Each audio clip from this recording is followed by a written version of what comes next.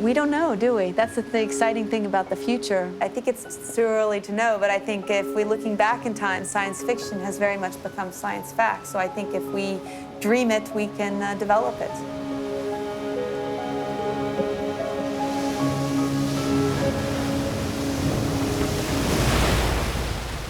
Yeah, it's fascinating to see how fast exponential technologies and digitalization are really growing. We do a lot of work with that. I think if we're going to talk about value creation in the future, we need to take a step back and first question, what is value? If you look back through history, we've seen different revolutions where value has very much been challenged, for whom and by whom. So looking forward, I'd like to challenge our traditional way of thinking about value in the sense of, say, publicly listed companies or organizations. Questioning what really is value. Perhaps it's just about creating a sustainable livelihood, which is not necessarily based upon consumption. Much of what we see today is you are what you own, and I think one thing that we're beginning to see is very much a trend in the younger generation moving away, in some parts of the world, from owning things, but more about the experience and learning, education, et cetera. So I think the first step is really taking a step back and reflecting on what really is value and experimenting with new forms of organizing for value creation, whether it's bottom-up emergent communities, online or offline, bringing together people who aren't usually working together, potentially, experimenting with living in different areas of the world, and so on. Se amas o conhecimento, liberta-o. Este é o lema de Robin Teigland. Originária de Nashville, Tennessee, vive entre a Suécia e Peniche. Estuda a interseção da tecnologia, inovação e empreendedorismo. Procura valor fora dos limites convencionais. Desafia as estruturas estabelecidas. Economia partilhada, fintech, tecnologias exponenciais, criptomoedas são algumas das expressões que fazem parte do seu dia-a-dia. Ensina digitalização na Suécia e é co-fundadora do Peniche Ocean Watch. O conhecimento que traz é provocador. Colabora com projetos da União Europeia, escreveu inúmeros artigos. Foi reconhecida como uma das mulheres mais influentes na Suécia.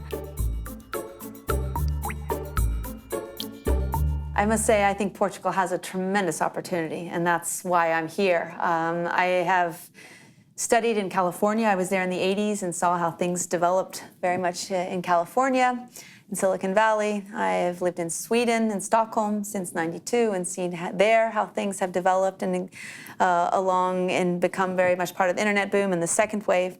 I see much of that happening here in Portugal. And with your coastline, it's an amazing resource that you have to attract talent to this country. So I think the idea, what we're working very much with at Peniche Ocean Watch is how can we build bridges between the talent, the engineering, the industry that you have here with individuals who from abroad who perhaps are bringing in different ideas related to resources or some type of, or formal organization who want to move here and have the ideas and energy to do so. So I think it's about bridging the resources. So I think in that sense, the coastal line that you have is a tremendous resource. And I'd also like to say the sun as well. It's also an amazing resource.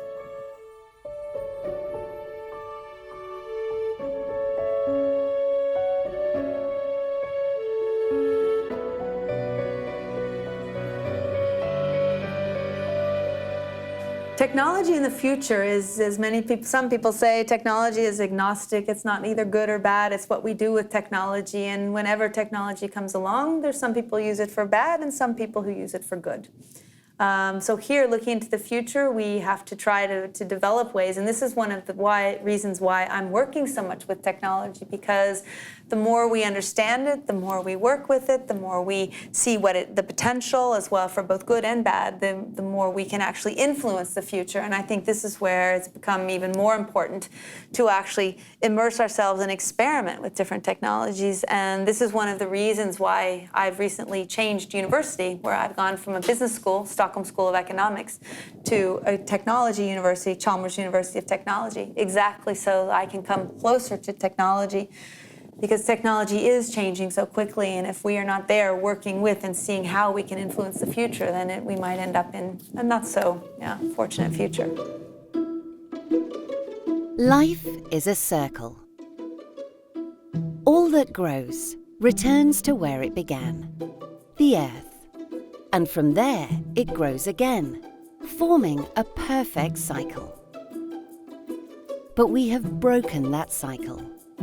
Our economy is growing unsustainably at the expense of nature. We have created a linear economic model. Make, use, dispose.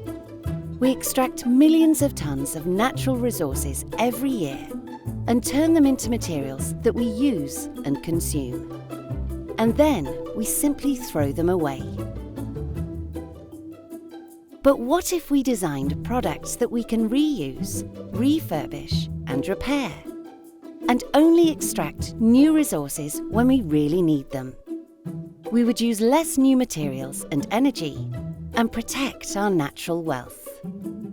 Inspired by nature, a circular approach would boost the European economy, contributing to innovation and job growth, as well as reducing pollution and helping the environment by preserving our precious natural resources.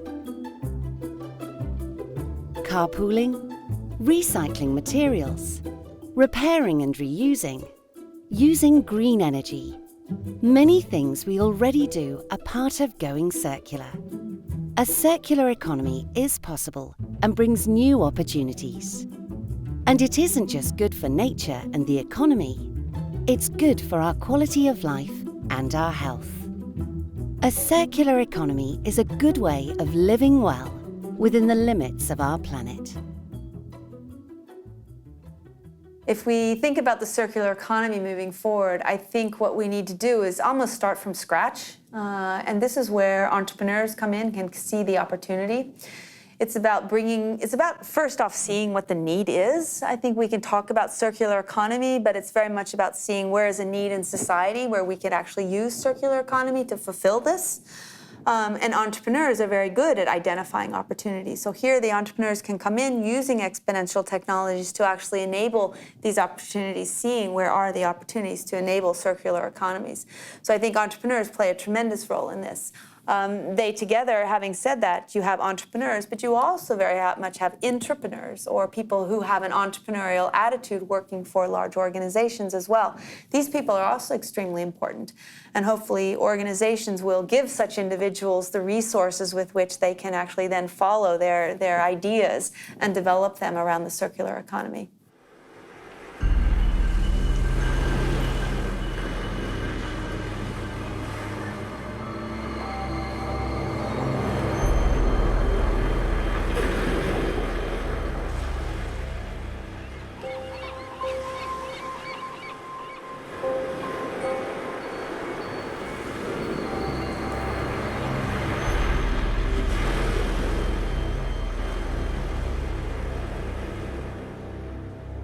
My research, as well as that of other social network researchers looking at organizations, if you look inside, actually, it's only 15 to 20% of work which is done in the formal network, in the formal organization.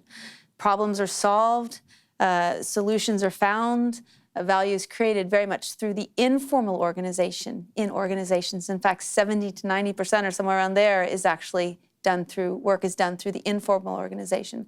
So what we see is we have a combination of the formal and the informal together, where the formal has been very much kind of put down on the informal. But if you look at many other new forms of value creation that are coming along through open source software communities, I mean, if you look at Bitcoin and the whole blockchain and where that came from, this was very much a bottom-up emergent organization, which was informal. There was no hierarchical formal organization that decided, let's develop the blockchain, let's develop Bitcoin. It's very much a bottom-up emergent informal organization.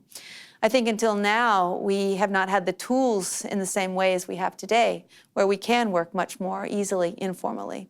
So I think moving forward, we're already beginning to see, kind of under the surface, new forms of organizing.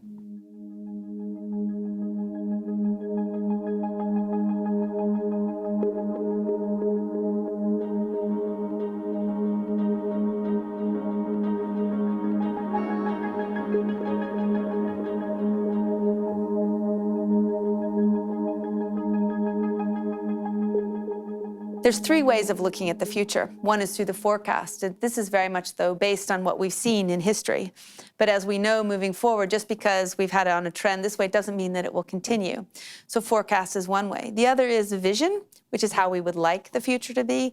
The third is scenario thinking, where we imagine potential futures. What might the future be? And we can develop then different scenarios. For me, it's about if you're thinking about an industry, an organization, or even yourself as an individual, it's very important to project yourself forward 10, 15 years and say, what might our industry look like? Or what might life look like? And how will our organization fit into this and make sure that we have the resources that we need to actually be successful in the future? So scenario thinking and visioning is extremely important because quite often you see organizations, they only look at the here and now in terms of, say, implementing strategy, as well as strategy development, which is a little bit further out, say 2 to 3 years, maybe up to 5. Very few organizations actually project even further or even try to envision what might the future look like.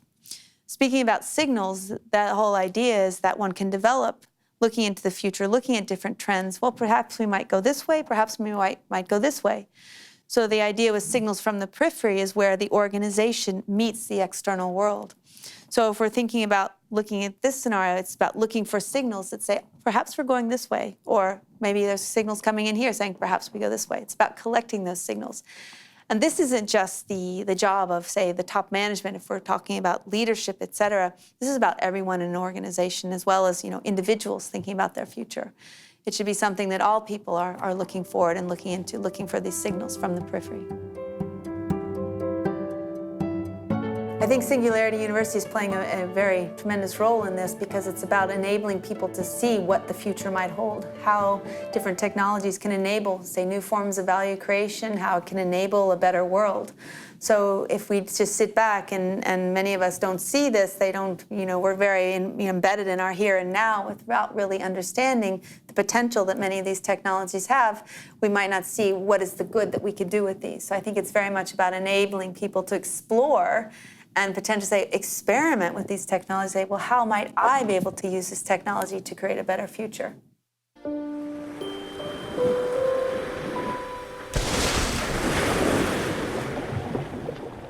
In terms of the future for my 5 children, I think I would like to have a future where they really can explore their dreams. They're not worried about, where the climate change or problems with the Earth's resources, et cetera, but they have a happy life. But when I say happy, I think there is one that's being fulfilled. They feel like they've, learned, they're learning, they're being challenged, but yet being, getting that feedback from the learning. They're not so worried about all these, goods around us, but thinking more about people in general. And how one can make the world a better place. So I think it's much more about creating a world for our children who they can participate in this way and not feel like they are, segregated, or it's much more of an integrated world. This is one of the reasons why my oldest, who's 23, is very active in Peniche, and he's running the Ocean Tech Hub, where we are housing the Peniche Ocean Watch project. And actually, Peniche Ocean Watch is a result of my second child's summer internship, where we were looking for an interesting project, and she and my partner's son, they developed this, they had the kernel for this idea.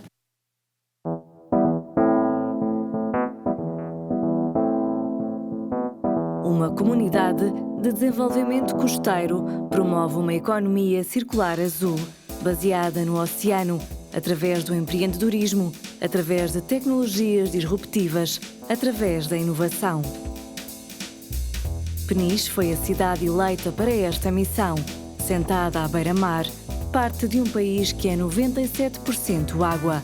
A Peniche Ocean Watch nasceu a 4 de julho de 2018, com a missão de inovar, aproximando grupos diversos, juntando investigadores, estudantes, empreendedores, nómadas digitais, empresas estabelecidas, setor público, unidos por um objetivo comum: salvar o oceano. My name's Tron Gunnar, but everyone calls me TG because that is easier. And I'm the guy on the ground here in Peniche. We all came from, there's 3 of us, and we all came from different directions. My mom, she came from a coastal community / local rejuvenation standpoint, and I came from an educational standpoint. What we do is we bring lots of people from different groups together, and then we work on cool projects such as cleaning up the ocean, cleaning up the litter, and then hopefully we can modernize education in the process as well. I'd say that it's a pretty free place. You can do pretty much what you want, and it's quite, as we said earlier, it's a chill lifestyle. My name is Rebecca Teigland, and I'm Robin's daughter. My name is Selma Björklund, and I'm a project assistant at Peniche Ocean Watch. I actually found out about it through a friend, Sanna, who's working with me here, and Sanna had Robin as a teacher at Chalmers. So Sanna wrote me on Facebook and she said, "Hey, what are you doing this summer?" And I said, "Oh, I don't know yet." So she said, "Because we have this amazing teacher. She's so inspiring. She's the coolest person ever. You have to come along to Portugal." And I said, "Okay, I'll be there." Since I arrived, I've been doing a lot of research because what we're trying to do is essentially build a motorbike from recycled ocean plastics. And I studied architecture during my bachelor, and now I study entrepreneurship and business design. So I don't know a lot about motorbikes. I don't know a lot about recycled plastics. I do know a lot about 3D printing, so that's kind of how I got my way in here. My name is Gina Marien Prazoon. I work with the project Turn the Tide. We are trying to give a second life to waste and used materials. I came here because it's this weird bubble on the map of Portugal, and I thought this looks interesting, and I read about the history. Sleepy fishing village and world-class surf attracts a lot of people from around the world, and I thought, this sounds really interesting. I'm a biologist, I really love nature, and I want to give space and life to the planet and to the ecosystem, and that all inhabitants can live in harmony. They're working with the fishermen and trying to see how they can get up some plastic out of the oceans. And they're doing a co-working space, Dostoras, where entrepreneurs and people who want to start a company or just work on their ideas go and live together and work on that. Projeto bandeira na inovação marítima que move interesses públicos, económicos e sociais. Com parceiros na Noruega, Suécia e Califórnia, já atraiu atenção nacional e internacional, bem como voluntários e investimento. O mar, ao fim e ao cabo, está quase como a água para o nosso corpo. É grande, esmagadora percentagem na Terra é o mar. É o mar, e se nós não coabitarmos bem com o mar estando mal, nós estamos mal. Já a recolha, já temos caixotes de lixo a bordo, antes entravam tudo ao mar, agora já a consciência de trazer o lixo todo para a terra. Peniche é um mar de oportunidades. Podemos surfar, mergulhar e podemos ajudar a salvar o oceano. I see the woods and I see the ocean as the breathing space of our planet. And it's just common knowledge, common sense that we have to attack the challenges that we've created for ourselves over the last couple generations. And I mean, it's opportunities for us to have some fun as well. It's inspiring work.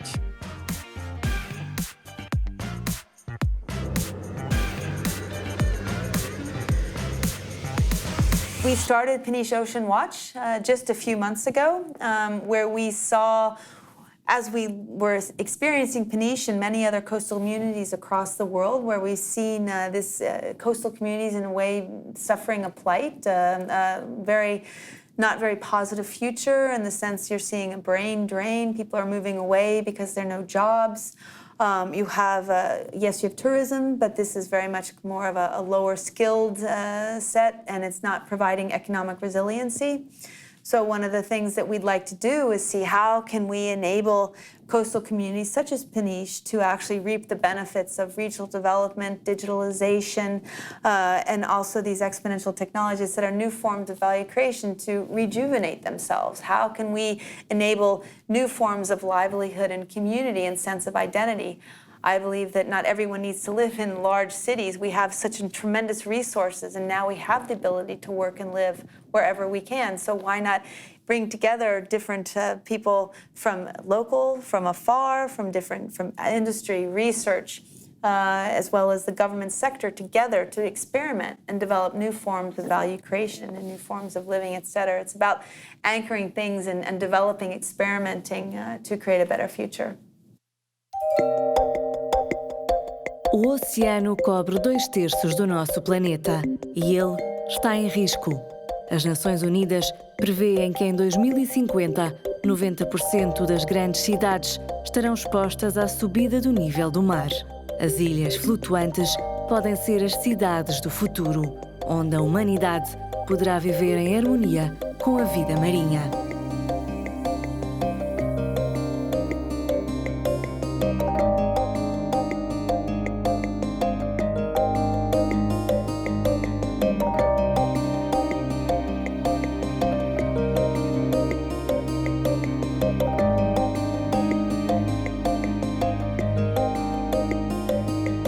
Conceito de uma cidade sustentável flutuante apresentado nas Nações Unidas. As configurações modulares permitem escalar a construção. 6 aldeias ligam-se para criar uma cidade de 10.000 residentes em 75 hectares.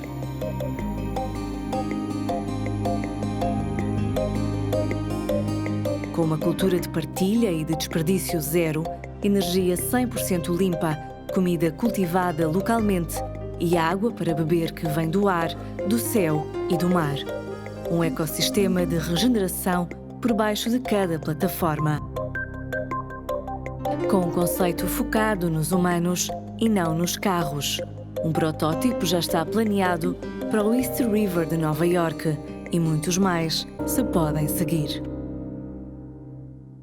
I think some of these seasteads or cities that are being built on floating platforms and other things are a fascinating idea. I think it's one of many solutions that we'll be needing to develop. Many people want to go to space, but I think there's so much potential on the Earth. I mean, we have 70% or so of the Earth's surface, which is water, which is the ocean. Can we not then try to leverage this resource in a different way? I heard a funny story the other day, and I say it's funny, but maybe in the future we won't think it is all funny. Somebody said, why? Well, perhaps with gene editing, we can enable our lungs to breathe water so we could live under water as well. Who's to say that we have to live on top of the ocean? Perhaps we can live under. So I think there's many different solutions. It's just about curiosity and experimenting and leveraging technologies to explore potential solutions.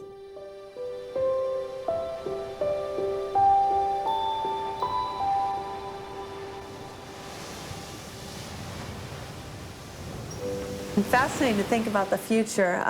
Interesting how we think we can forecast the future, but time has shown that we cannot forecast the future.